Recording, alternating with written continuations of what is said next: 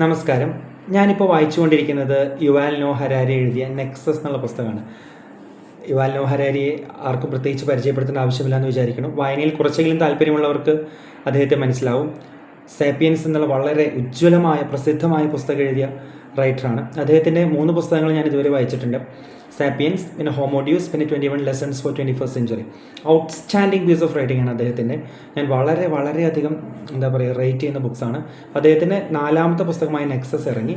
അപ്പോൾ ഇത് 400 പേജോളം ഉണ്ട്. ഞാനിപ്പോൾ 4ാമത്തെ അധ്യായം വരെ ആയിട്ടുള്ളൂ. വളരെ പതുക്കെ വായിച്ച് മാർക്ക് ചെയ്ത് അതിനെക്കുറിച്ച് ചിന്തിച്ചൊക്കെയാണ് ഈ പുസ്തകത്തിലൂടെ ഞാൻ നീങ്ങാൻ ഇഷ്ടപ്പെടുന്നത്. അപ്പോൾ അതിൽ 4ാമത്തെ അധ്യായം ഇപ്പോൾ വായിച്ചു കഴിഞ്ഞു. അപ്പോൾ അതിനെ ബേസ് ചെയ്ത് കുറച്ച് കാര്യങ്ങൾ ബ്രോഡായിട്ടൊന്ന് പറയാമെന്നാണ് ഈ വീഡിയോയിൽ വിചാരിക്കുന്നത്. Errors the fantasy of infallibility എന്നുള്ളതാണ് 4ാമത്തെ ചാപ്റ്ററിൽ.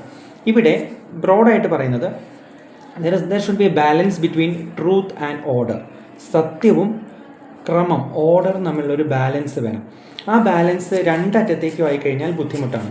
ഇപ്പോൾ എവിടെയാണ് കറക്റ്റ് പോയിന്റ് എന്ന് നമുക്ക് ഫിക്സ്ഡ് ആയിട്ട് പറയാൻ പറ്റില്ല. ഇപ്പോൾ ജനറലി ഒരു കാര്യം ഇൻഫാലിബിൾ ആണ്, അതായത് തെറ്റ് പറ്റില്ല, ഇത് കാലാതീതമായിട്ടുള്ളതാണ്, അതൊരു സൂപ്പർ ഹ്യൂമൻ സോഴ്സ് തന്നതാണ്, ഇതിൽ തെറ്റുകൾ ഉണ്ടാവില്ല, this is unquestionable, this is perfect, this is beyond change എന്നുള്ളൊരു പെർസെപ്ഷൻ ഉണ്ടെങ്കിൽ പൊതുവേ നമ്മുടെ ഏത് കാലത്തും ആളുകൾക്ക് അതാണ് കൂടുതൽ ഇഷ്ടം. കാര്യം മനുഷ്യർക്ക് തെറ്റ് പറ്റാം, മറ്റൊരു മനുഷ്യർ തെറ്റ് പറ്റാം. എന്നാൽ മനുഷ്യർക്ക് അതീതമായൊരു ശക്തി, ദൈവമോ പല പേരുകളിൽ വിളിക്കുന്ന ദൈവമോ ആരോ ആയിക്കോട്ടെ, അവർ തന്നതാണെങ്കിൽ, അല്ലെങ്കിൽ അവരുടെ വാക്കുകളാണെങ്കിൽ, അല്ലെങ്കിൽ അവർ പറഞ്ഞതാണെങ്കിൽ അതിൽ തെറ്റുണ്ടാവില്ല. അതൊരു കാലത്തും മാറ്റം വരില്ല. That is irresistible to change, that is immune to error എന്നുള്ളൊരു ചിന്താഗതി ഉണ്ടെങ്കിൽ ആളുകൾക്കതിൽ കൂടുതൽ വിശ്വാസമുണ്ടാകും, അല്ലേ? അപ്പോൾ ഇവിടെയാണ് മതവും സയൻസും തമ്മിലൊരു വ്യത്യാസത്തെക്കുറിച്ച് അദ്ദേഹം വളരെ വിശദമായിട്ട് പറയുന്നുണ്ട്. മതം പലപ്പോഴും ഈ ഹോളി ബുക്ക്, ഹോളി പ്രവചനങ്ങൾ എന്നൊക്കെ പറയുന്നുണ്ട്. ദൈവത്തിൻ്റെ പല പേരുകളിൽ വിളിക്കുന്ന ദൈവത്തിൻ്റെ പ്രവചനങ്ങൾ, ദൈവത്തിൻ്റെ പുസ്തകങ്ങൾ, ദൈവത്തിൻ്റെ വചനങ്ങൾ, ദൈവത്തിൻ്റെ വാക്കുകൾ, ഏത് മതത്തിനെ ആയിക്കോട്ടെ, ABCD. ഞാൻ അതിൽ ഇന്ന മതം എന്ന് പറഞ്ഞാൽ മതങ്ങൾ നമ്മൾ തർക്കിക്കേണ്ട, അതല്ല ഇവിടുത്തെ വിഷയം. പോയിന്റിൽ ശ്രദ്ധിക്കാം. അപ്പോൾ ഏത് മതത്തിൻ്റെയും ആയിക്കോട്ടെ, അപ്പോൾ അത് ഇൻഫാലിബിൾ ആണെന്ന് വന്നു കഴിഞ്ഞാൽ പിന്നെ അതിൽ തിരുത്തലില്ല. അതിലൊരു സെൽഫ് കറക്റ്റിംഗ് മെക്കാനിസംസ് അവിടെ ഒരിക്കലുമില്ല. Self doubt, need for self correction, automatic intrinsic self correcting mechanisms എന്ന് തുടങ്ങിയവയ്ക്ക് അവിടെ ഒരു റോളുമില്ലെന്ന് മാത്രമല്ല, ആ ഒരു ഓർഡർ മെയിൻറ്റെയിൻ ചെയ്യാൻ വേണ്ടി, വലിയൊരു ഗ്രൂപ്പിനെ ഒരുമിച്ച് നിർത്താൻ വേണ്ടി അവർ ആ ട്രൂത്തിനെ നെഗ്ലക്റ്റ് ചെയ്യുന്നു, അല്ലേ? കാര്യം ട്രൂത്തിനെ അന്വേഷിച്ച് പോകുമ്പോൾ അവിടെ സ്വയം ചോദ്യം ചെയ്യലുകൾ, എനിക്കും തെറ്റു പറ്റാമെന്നുള്ളൊരു അക്നോളജ്മെൻറ്റ്, സ്വയം തെറ്റുകളെക്കുറിച്ചുള്ള അന്വേഷണം, അവയെക്കുറിച്ചുള്ള വിലയിരുത്തൽ, അവ മനസ്സിലാക്കൽ, ആ മനസ്സിലാക്കലിനോടുള്ള അനുഭവപൂർവ്വമായ സമീപനം, പിന്നെ അവയെ തിരുത്തൽ തുടങ്ങിയ പല കാര്യങ്ങളുണ്ടാവണം. എന്നാൽ ഇത്തരം കാര്യങ്ങൾ വരുമ്പോൾ അവിടെ ഐഡിയ ഓഫ് ഇൻഫാലിബിലിറ്റി പോവുകയാണ്. ഇൻഫാലിബിലിറ്റി, ആ ഒരു സൂപ്പർ ഹ്യൂമൻ നേച്ചർ, ആ ഒരു സ്യൂഡോ പെർഫെക്ഷൻ അവിടെ പോവുകയാണ്. ആ ഒരു പെർഫെക്ഷൻ ഇല്ലാത്ത ഒരു കാര്യത്തിന് വളരെയധികം കാര്യങ്ങളിൽ വ്യത്യസ്തരായ ഒരുപാട് ആളുകളെ ഒരുമിച്ച് കൊണ്ടുപോകാനും അതുവഴി ഓർഡർ സൃഷ്ടിക്കാനും അതുവഴി ഒരു വളരെ പവർഫുൾ ആൻഡ് സ്ട്രോങ് യൂണിറ്റ് ആയിട്ട് പ്രവർത്തിക്കാനും കഴിയുകയില്ല എന്നാണ് ചരിത്രം കാണിക്കുന്നത്.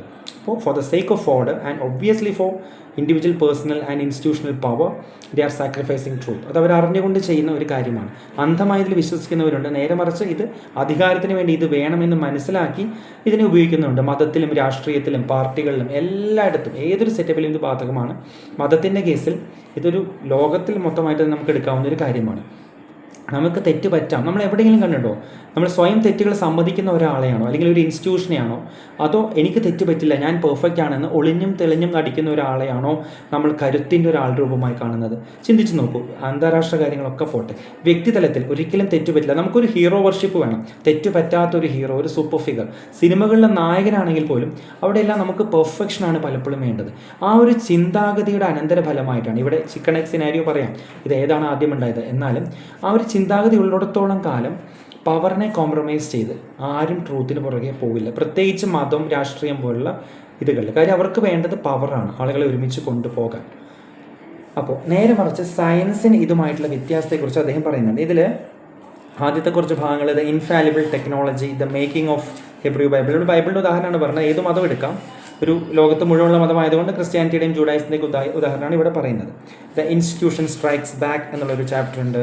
ദ സ്പ്ലിറ്റ് ബൈബിൾ, അത് ജൂഡായിസത്തിൻ്റെയും ബൈബിളിൻ്റെയും കുറേ ചരിത്രങ്ങളും വിച്ച് ഹണ്ടിൻ്റെ ഹിസ്റ്ററിയൊക്കെ പറയുന്നുണ്ട്. വിച്ച് ഹണ്ട് എന്നുള്ള പ്രൊപ്പഗാൻഡ എങ്ങനെ ഉണ്ടായി എന്നുള്ളതൊക്കെ പറയുന്നുണ്ട്. അതിനുശേഷം എക്കോ ചേംബർ, സെൽഫ് കറക്ഷൻ ഒട്ടുമില്ലാത്ത എക്കോ ചേംബറുകൾ എങ്ങനെ ഉണ്ടാകുന്നു എന്നുള്ളതാണ് ഇവിടെ പറയുന്നത്.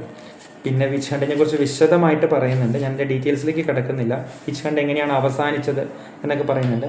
പിന്നെ പലപ്പോഴും തെറ്റുകൾ ഉണ്ടാകുമ്പോഴും ഈ മത ബോഡികൾ പലപ്പോഴും ആ തെറ്റുകളെ അംഗീകരിക്കാൻ തയ്യാറാവുന്നില്ല. കാര്യം ഇനി കുറേ വർഷങ്ങൾക്ക് ശേഷം അംഗീകരിച്ചാലും അത് ആ ബേസിക് എററായിട്ട് അവരൊരിക്കലും അംഗീകരിക്കില്ല. തങ്ങളുടെ ആശയങ്ങളെ തെറ്റായിട്ട് അംഗീകരിക്കില്ല. ആ ആശയങ്ങളെ ഇൻ്റർപ്രിറ്റ് ചെയ്തപ്പോൾ ചിലർക്ക് വന്ന തെറ്റ് എന്ന് പറഞ്ഞ് ആ വ്യക്തികളുടെ മേലിടാനേ ശ്രമിക്കുള്ളൂ. അതായത് ഇൻസ്റ്റിറ്റ്യൂഷണലായിട്ടുള്ള ആ ഒരു കുറ്റം, ആ ഒരു ഓണർഷിപ്പ് അവർ ഒരിക്കലും ചെയ്യില്ല എന്നുള്ളത് നമുക്ക് അന്നും ഇന്നും ഒക്കെ കാണാൻ കഴിയും.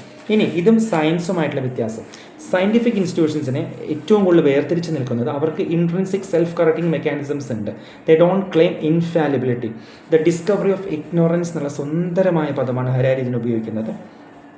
In other words, the scientific revolution was launched by the discovery of ignorance, by rejecting the fantasy of infallibility and proceeding to construct an information network that takes error to be inescapable. തെറ്റുകൾ escape ചെയ്യാൻ പറ്റാത്ത, തെറ്റുകൾ കാണാതെ പോകുന്നൊരവസ്ഥ മാറ്റി ഉള്ളിൽ നിന്ന് തന്നെ അതിനെ ചോദ്യം ചെയ്യാനുള്ള ഒരു സംവിധാനം ഉണ്ടാക്കുകയാണ് ചെയ്യുന്നത്. They had strong self-correcting mechanisms that exposed and rectified errors of the institution itself. വ്യക്തികളുടെ മേൽ കുറ്റം ചാർത്തുകയല്ല ചെയ്യുന്നത്. It was these self-correcting mechanisms, not the technology of printing, that were the engine of scientific revolution. അപ്പോൾ scientific bodies, journals, ഒരുപാട് കാര്യങ്ങൾ അവരൊരിക്കലും perfection claim ചെയ്യുന്നില്ല. അതുകൊണ്ട് തന്നെ അവരുടെ അഭിപ്രായങ്ങൾ ഇടയ്ക്ക് മാറ്റം വരാം. പലപ്പോഴും ഈ മതത്തിൽ പറയാറുള്ളത് വെച്ചാൽ സയൻസിനെ കണ്ടോ, സയൻസ് ഇടയ്ക്കിടയ്ക്ക് മാറ്റി പറയും, പക്ഷേ ഞങ്ങൾ മാറ്റി പറയുന്നില്ല എന്ന് പറയാറുണ്ട്. സയൻസ് ഇടയ്ക്കിടയ്ക്ക് മാറ്റി പറയുന്നത് അവരുടെ ഒരു വീക്ക്നെസ് ആയിട്ടല്ല, അവരുടെ ഒരു സ്ട്രെങ്ത് ആയിട്ട്, അവരുടെ ഒരു ഓണസ്റ്റി ആയിട്ടാണ് അത് എടുക്കേണ്ടത്. കാര്യം ഇതാണ് അന്തിമം എന്ന് ഒരിക്കലും സയൻസ് പറയാറില്ല. കണ്ടിന്യൂസ് ആയിട്ട് തങ്ങളുടെ അറിവില്ലായ്മ, തങ്ങളുടെ അറിവിൻ്റെ limitations, proper science though, I am not talking about technology or the wrong use of science, proper science, ideal science തെറ്റുകളെ അംഗീകരിക്കുന്നു, തെറ്റുകൾ ഇനിയും വരാൻ സാധ്യതയുണ്ടെന്നുള്ളത് മനസ്സിലാക്കുന്നു, തെറ്റുകൾ വരുമ്പോൾ അതിൽ തിരുത്താൻ തയ്യാറാവുന്നു. Continuous self renewal, continuous questioning, self scepticism, അങ്ങനത്തെ കാര്യങ്ങളൊക്കെ സയൻസിൻ്റെ മുഖമുദ്രയാണ്. അത് പലതും നമുക്ക് വ്യക്തിപരമായിട്ട് നമ്മുടെ ജീവിതത്തിലും എടുക്കാവുന്നതാണ്. The trademark of science is not merely skepticism but self-skepticism, and at the heart of every scientific institution we find a strong self-correcting mechanism. പിന്നെ സെൽഫ് കറക്റ്റിംഗ് മെക്കാനിസംസിനെ കുറിച്ചൊക്കെ ഡീറ്റെയിൽ ആയിട്ട് പറയുന്നുണ്ട്. Institutions to die without self-correcting mechanisms. These mechanisms start with the realization that humans are fallible and corruptible. അങ്ങനെ കുറേ കാര്യങ്ങളുണ്ട്, ഇതിൽ coat ചെയ്യാനാണെങ്കിൽ ഒരുപാടുണ്ട്. ഇതൊരിക്കലും മതത്തിൽ നിന്ന് കിട്ടുന്നില്ല എന്നുള്ളതാണ്. പക്ഷേ ഇനിയൊരു പ്രശ്നവും പറയുന്നുണ്ട്. ഇതിൻ്റെ നല്ല കാര്യങ്ങൾ പറഞ്ഞതിന് ശേഷം ഒരു പ്രശ്നവും പറയുന്നുണ്ട്. അതായത് ഇത്തരത്തിൽ സെൽഫ് കറക്റ്റിംഗ് മെക്കാനിസംസ് വരുമ്പോൾ ചിലപ്പോൾ അവിടെ ഓർഡർ കോംപ്രമൈസ് ചെയ്യേണ്ടി വരും, അല്ലേ? While such mechanisms are vital for the pursuit of truth, they are costly in terms of maintaining order. Strong self-correcting mechanisms tend to create doubts, disagreements, conflicts and rifts, and to undermine the myths that hold the social order together. പലപ്പോഴും ഈ infallibility, ഒരിക്കലും തെറ്റ് പറ്റില്ല എന്നുള്ളൊരു മിത്താണ് ഒരുപാട് പേരെ ചേർത്ത് നിർത്താൻ നല്ലത്. അങ്ങനെ ഒരു ക്രമം ക്രിയേറ്റ് ചെയ്യാൻ അതാണ് നല്ലത്. ഈ ക്വസ്റ്റ്യനിങ് വരുമ്പോൾ പലപ്പോഴും ആ ഓർഡർ കുറയുന്നു. ഇത് നമുക്ക് ചെറിയൊരു സെറ്റപ്പിൽ ആലോചിക്കാം. അപ്പോൾ നമ്മുടെ വീടുകളിൽ തന്നെ എല്ലാത്തിനെയും നിയന്ത്രിക്കുന്ന ഒരു ഗൃഹനാഥനുണ്ടെങ്കിൽ അവിടെ അധികം ചോദ്യം ചെയ്യലുണ്ടാവാനുള്ള സാധ്യതയില്ല, പ്രത്യേകിച്ച് പണ്ട് കാലങ്ങളിൽ.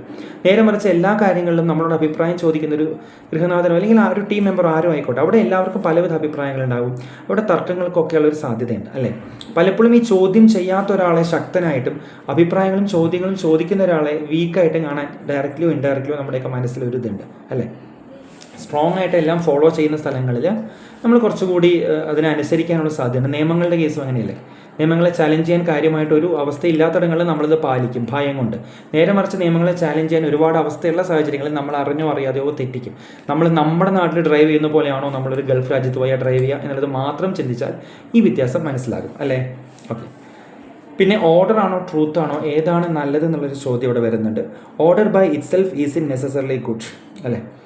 ഓർഡർ മാത്രം പോരാ, സത്യവും വേണം. എന്നാൽ സത്യം മാത്രം പോരാ, ഓർഡറിനെ മെയിൻറ്റെയിൻ ചെയ്യാൻ കഴിയില്ലെങ്കിൽ അതുകൊണ്ട് കാര്യമില്ല. The history of information networks has always involved maintaining a balance between truth and order.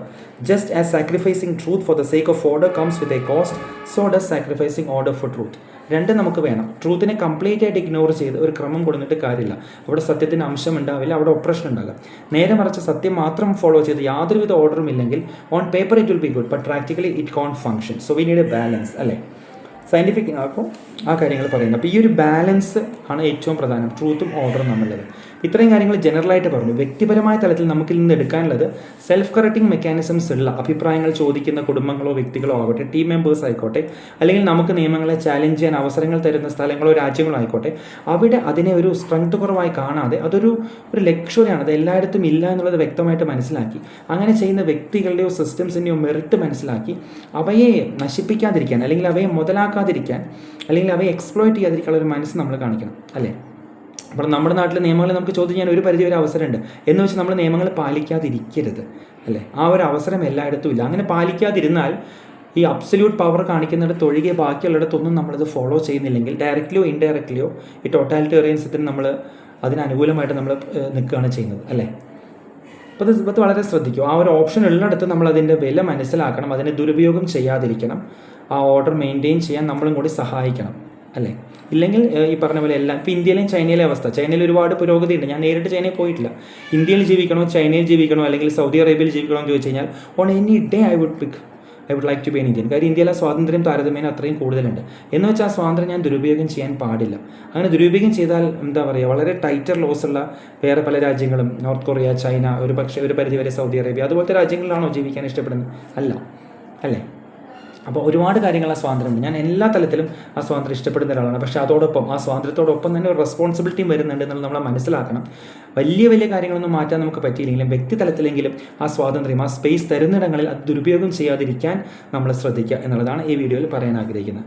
അപ്പോൾ truth and order, religion and science, balance between truth and order and what should we learn from all this, ഇത്തരം കാര്യങ്ങളാണ് ഈ വീഡിയോയിലൂടെ ഞാൻ പറയാൻ ആഗ്രഹിക്കുന്നത്. ഒരുപാട് പറയാനുള്ളൊരു പുസ്തകമാണ്, വളരെ വളരെ നല്ല പുസ്തകമാണ്.